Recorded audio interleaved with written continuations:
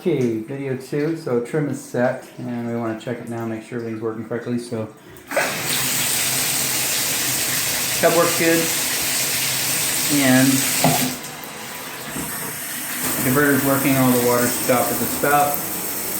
Got a good flow up top of the shower, and on the back side you can see there is the piping. So you can see there's no water spraying, squirting, dripping. There's the coupling right here. So no leaking there.